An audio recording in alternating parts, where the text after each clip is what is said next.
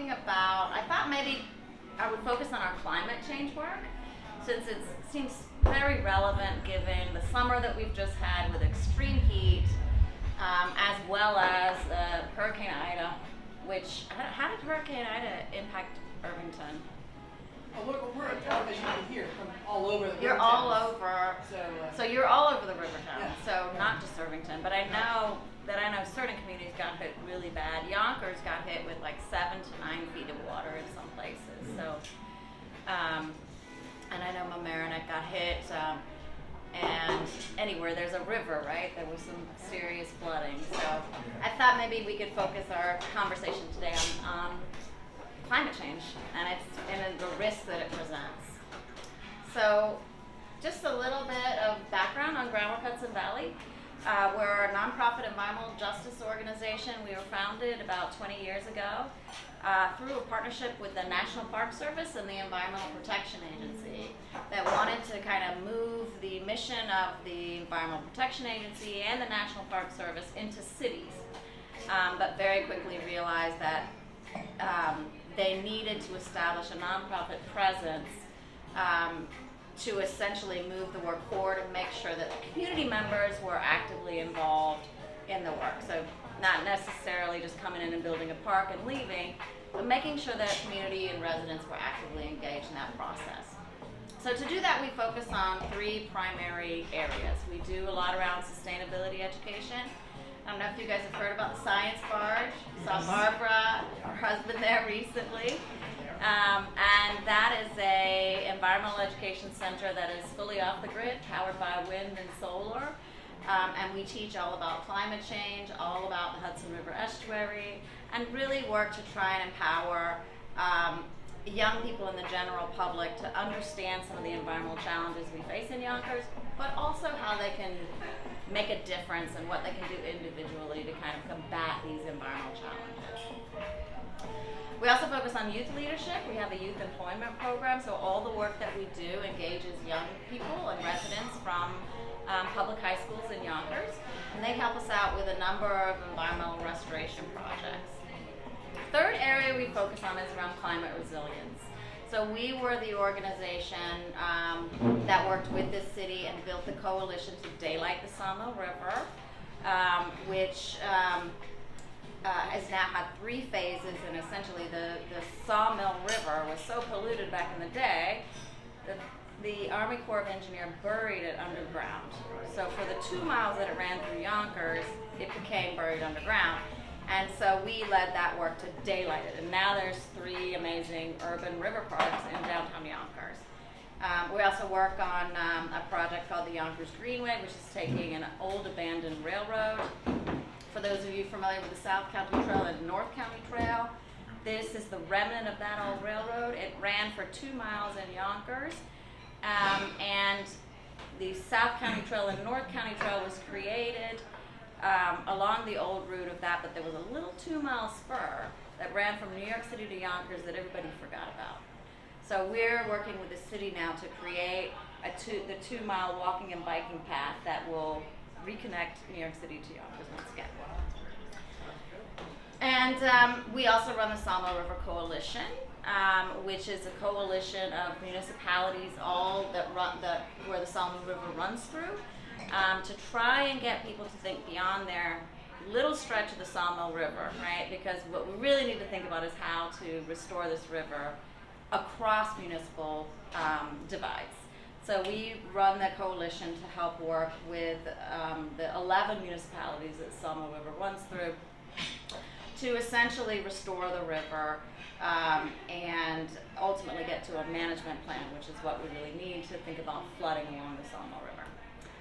Our newest project is called Climate Safe Neighborhoods, and it really is about trying to address how to mitigate the impacts of climate change in our area. So what that means for our area in New York is it's going to be much hotter and it's going to be much wetter. And we've seen that this past summer, right?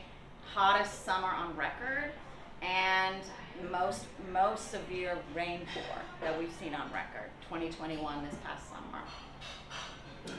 So the Climate Safe Neighborhoods work is a national partnership. It involves a lot of different organizations, and its ultimate goal is to map where extreme heat and flooding is happening across Yonkers, examine and understand why some areas are disproportionately impacted by heat and flooding, identify those communities, and then work with the city, work with other stakeholders to do interventions, right? How do we reduce flooding and how do we reduce extreme heat?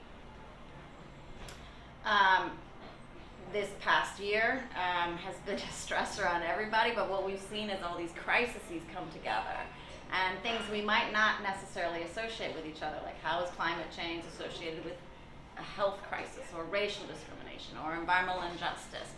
And part of the exercise that we did this past year is really trying to understand how those things are connected, so we can better address them moving forward.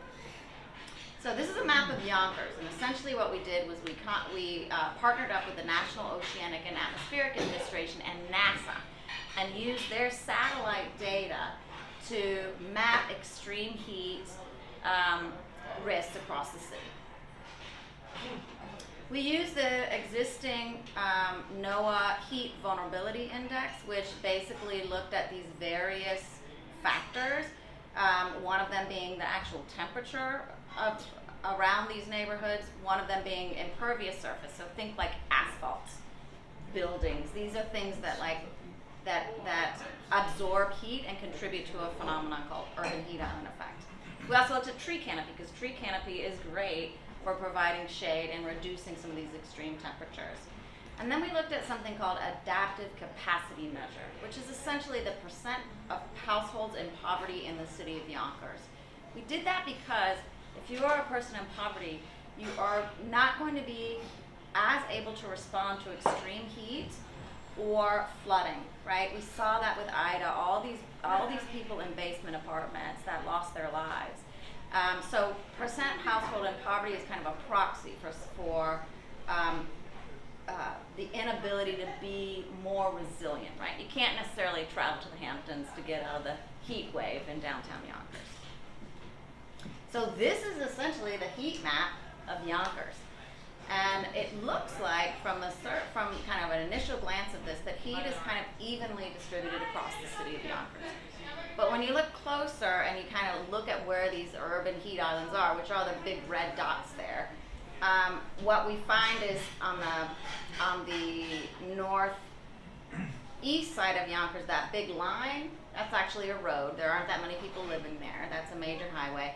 And then in the lower portion of the city, there's two other big heat islands, but that's the Cross County Shopping Mall.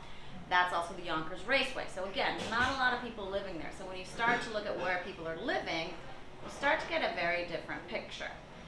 This is impervious surface. So this is asphalt, this is buildings, and when we look at that next to tree canopy, you start to see it's almost like a mirror image, right? Which makes sense, because where there's a lot of asphalt, where there's a lot of buildings, there aren't going to be a lot of trees. And then this is percent households in poverty. So once we look at all those different factors and overlay them, we start to get to understanding of where the most vulnerable neighborhoods are in Yonkers. And they're essentially Southwest Yonkers, which doesn't come as a huge surprise, but having this scientific data to back up climate change risks has really empowered us to be able to work with the city to think about solutions in a different way. So one of the other things we did was looked at why is it that certain neighborhoods are hotter than others. And that brought us back to this historic condition of redlining, which was a practice of the federal government. It's now been illegal for many, many years, but it essentially denied certain neighborhoods from lending for home ownership. And it's essentially why a lot of our Black and Hispanic neighborhoods are still in these low-income poverty neighborhoods, but they also lack things like green space, right? Because cities and other entities didn't invest in these neighborhoods. So what we're finding is that these are the neighborhoods where there's less park space, there's less green space, there tends to be more flood risk. So this is a historic redlining map of Yonkers. And interestingly enough, redlining was historically done in black communities, but those yellow lines were also, those were like graded like next to the worst neighborhoods to invest in. And in Yonkers, those were typically Irish and Catholic neighborhoods. So those Irish. back before the Irish were considered white, right? So those are the yellow neighborhoods, and then the blue neighborhoods is like working class white people, and the green neighborhoods were more wealthy white people. So what we then did was we digitized that map, the old redlining maps, and we started to look at correlations between where tree canopy was, where impervious surface was, and ultimately started to expose this relationship, that there is a direct correlation between impervious surface in redline neighborhoods, and that percentage goes down when you start to look at those green line neighborhoods. So that also applies to tree canopy, and it also applies to heat surface areas. So ultimately, this is kind of a convoluted map, but what it ultimately communicates is that there is a direct correlation between heat and these redline neighborhoods. Even though that practice was made illegal many years ago, it hasn't been corrected, right? That was not actually true when we looked at flooding. So anyways, this is just an analysis to show that that area of Southwest Yonkers is still predominantly Black, African American, still Hispanic and Latino. One of the things we looked at too was where municipal housing and affordable housing is located in Yonkers. And so what we found is the vast majority of affordable housing and municipal housing is still kind of located in that pocket of Southwest Yonkers. So if we're thinking about how to correct this historical injustice, partnering up with municipal housing and affordable housing groups makes a lot of sense. So that's what we're doing. I want to talk a little bit about some of the flood modeling we did. We had a partnership with the New School Urban Systems Lab to look at modeling where flooding is going to be happening across the city, not from the traditional models. Like the traditional models for storm surge look at storm surge from the ocean, right? Hurricanes that bring tremendous amount of water from the ocean up the Hudson and then flooding our communities. That's kind of what happened with Superstorm Sandy. But what Ida did was change that game. It wasn't from storm surge. What we got from Ida was rainfall from the sky. And so what we're now doing, which is really exciting with the New School Urban Systems Lab, is really trying to look at new modeling techniques that take into account flooding models from rain surge and not just surge from the ocean.